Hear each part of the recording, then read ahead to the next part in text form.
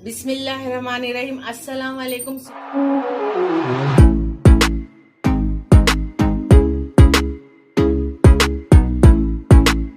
आज मैं बना रही हूँ शामी कबाब, जो कि बहुत ही मज़ेदार होंगे और बहुत ही सिंपल तरीके से बनेंगे।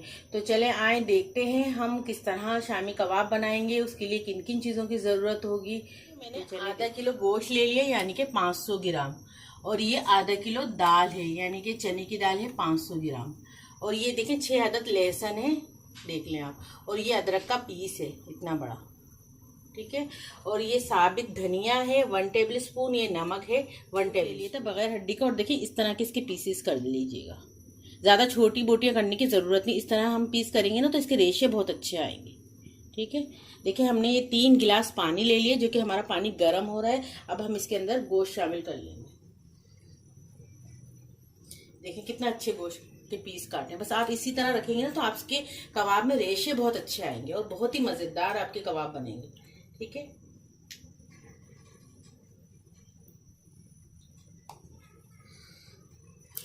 अब इसके साथ देखें जो मैंने अदरक का पीस लिया था उसके इस तरह बारीक बारीक मैंने टुकड़े कर लिए। और ये 6 अदद लहसुन है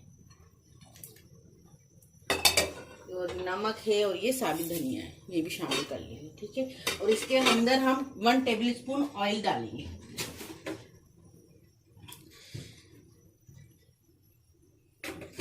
बस हमारे ये गल जाएगा, हमने इसको गलने के लिए रख दिया। और ये दाल है हम इसको भिगा देंगे। जब हमारा गोश्त हाफ डन हो जाएगा तो फिर हम ये दाल इसमें शामिल कर देंगे। देखिए हमारा ये गोश्त पकते हुए तकरीबन 10 मिनट हो गए हैं।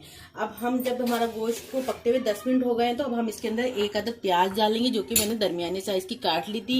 ये हाफ टी स्पून हल्दी है और ये 30 अदद साबित मिर्चें हैं। मैं आपको तमाम मसाले स्टेप बाय स्टेप बता रही हूँ कि आपको परेशानी ना हो, ठीक है। एक साथ नहीं बता रही, बाद लोगों की समझ में नहीं आते। बस अब इसमें हल्दी भी डाल देंगे, ठीक है। जब हमारा गोश्त हाफ डन हो जाएगा तो जब हम इसके अंदर चने की दाल डाल देंगे, ठीक है। गोश्त तो तकरीबन गलते हुए आधा घंटा हो गया और ये हाफ डन हो चुका है। और देखें इतना पानी है। अब हम इसके अंदर दाल डाल देंगे जो हमने भिगाई थी। और मैंने देखे इसको छान के भी रख ली थी। अब ये दाल शामिल कर देंगे। दाल भी हमारी अच्छी तरह गल जाएगी। इसी पानी में पानी और मत डालिएगा, ठीक है। जब गल जाएगी दाल तो फिर मैं आपको बताती हूँ फिर क्या। जब तक गल रहा है तो मैं आपको बाकी चीज़ें बता देती हूँ, ठीक है। ये मैंने पुदीना लिया है, यानी कि 1 प्याली से थोड़ा सा कम है और बारीक बारीक काट लिया है। हरा धनिया है आधा प्याली। हरा धनिया कम डलता है, पुदीना थोड़ा ज़्यादा डलता है। ये 1 अदद प्याज है। ये 1 टीस्पून वो है सौंफ है, ठीक है। और ये 20 अदद हरी मिर्चें हैं। ये 1 अदद अंडा है। ये 1 टेबल स्पून गरम मसाला है। और ये एक नींबू है। नींबू छोटा सा लिया है, अगर आपका बड़ा होगा तो आप आधा डालिएगा, अगर छोटा है तो हम ये पूरा डालेंगे। और थोड़ी सी अदरक है, यानी कि 1 टीस्पून अदरक है, जो कि मैंने बारीक बारीक काट ली है। हम ये सौंफ और ये प्याज को फ्राई करें। फ्राई पैन में 3 टेबल स्पून ऑयल डाल लिया था, ये हमारा गर्म हो चुका है। हम इसके अंदर प्याज और सौंफ डाल देंगे। इसको हम फ्राई कर लेंगे, हाफ फ्राई कर लेंगे, ज़्यादा लाल नहीं करना। ये सौंफ और तली हुई प्याज वाले कबाब है। इन कबाब की खास बात ये होती है कि ये ख़राब नहीं होते, आप काफ़ी दिन तक फ्रिज में रख के खा सकती है। और वो जो हम कच्ची प्याज वाले बनाते हैं, जो ऊपर से कच्ची प्याज ऐड करते हैं, वो जल्दी ख़राब हो जाते हैं, ज़रा उसमें डर होता है। लेकिन इंशाल्लाह वो भी बहुत जल्द मैं आपको बताऊँगी। ये जब हमारी हाफ फ्राई हो जाएगी ना तो हम इसको निकाल के इसको भी पीस लेंगे मोटा मोटा, ठीक है। और ये जो मैंने हरी मिर्चें निकाली है 20 अदद, इसको भी हम पीस लेंगे। प्याज ना हाफ फ्राई हो चुकी है, देखिए आपको पिंक पिंक सी ज़रा नज़र आ रही होगी। बस हम ना अब चूल्हे को ऑफ कर लेंगे। अब इसको निकाल के मोटा मोटा पीस लेंगे। इस कबाब की ख़ास बात ये है कि ना इसकी खुशबू भी बहुत मज़ेदार होती है और बहुत ही अच्छी खुशबू होती है, ठीक है। अब हम इसको भी मोटा मोटा पीस लेंगे। अच्छी गल गई है, बस ऐसे ही गलानी। खिली खिली दाल भी हो रही है और गल भी गई है। और देखिए ज़रा गीलापन भी है। जब ज़रा हल्का सा ठंडा हो जाए ना तो आप इसको पीस लीजिएगा मोटा मोटा, बिल्कुल बारीक नहीं करना, ठीक है। और गरम में ही, हल्की गरम में ही पीसिएगा, बिल्कुल ठंडा करके मत पीसिएगा। तो चले आए अब हम इसको मोटा मोटा पीस लिया। इतना मोटा पीसना चाहिए, देखें इतना मोटा पीसिएगा तो आपके रेशे देखें। हमारी थोड़ी थोड़ी चने की दाल भी कहीं कहीं नजर आ रही है, इसको आप हाथ से कर लीजिएगा, ठीक है। हमारी तकरीबन चने की दाल 1 घंटे में बहुत अच्छी सी गल गई थी गोश्त के साथ, ठीक है।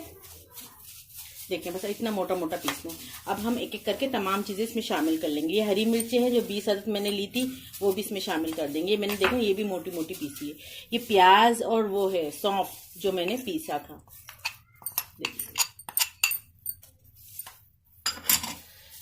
और ये हरा धनिया पुदीना है जो कि मैंने बारीक बारीक काट के अच्छी तरह से इसको धो लिएगा।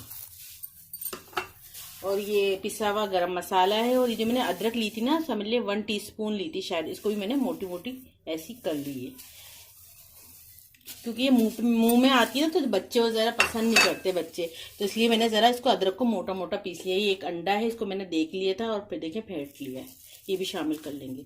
और ये एक अदद इसमें नींबू है, ये हम अभी थोड़ी देर में शामिल करेंगे, जब तक हम ये तमाम मसाले अच्छी तरह मिक्स कर लेते हैं हाथों से।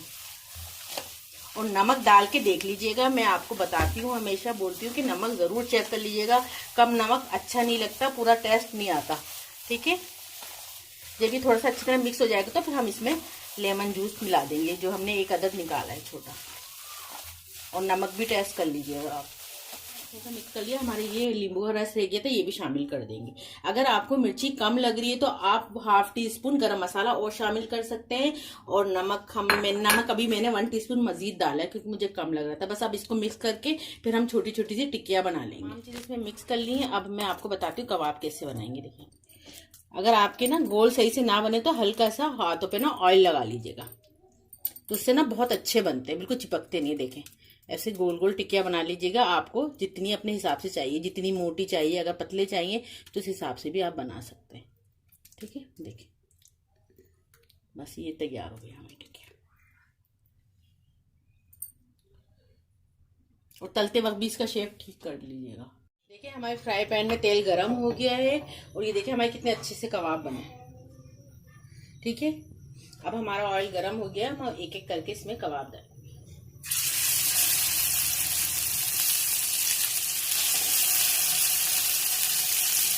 कबाब की इतनी अच्छी खुशबू आ रही, पूरे हमारे किचन में घूम रही है। कबाब की ना खुशबू बहुत अच्छी होती है।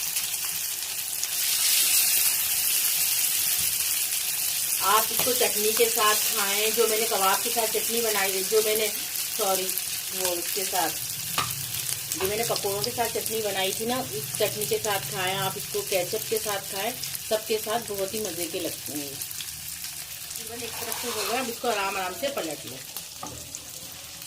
आपको जितने मतलब फ्राई करने हैं आप कर सकते हैं। बाद लोग ज़रा ज़्यादा फ्राई खाते हैं, बाद लोग ज़रा हल्का फ्राई खाते हैं। हमारे घर में बिल्कुल अच्छा सा फ्राई खाते हैं, लाल लाल से होने चाहिए कबाब। ठीक है, अब जब ये कबाब हमारे बिल्कुल डन हो जाएंगे तो मैं आपको डिश आउट करके दिखाती हूँ। देखिए, हमारे कितने मज़ेदार से शामी कबाब तैयार हैं। अगर आपको मेरी रेसिपी पसंद आ रही है तो लाइक करें, शेयर करें, सब्सक्राइब करें।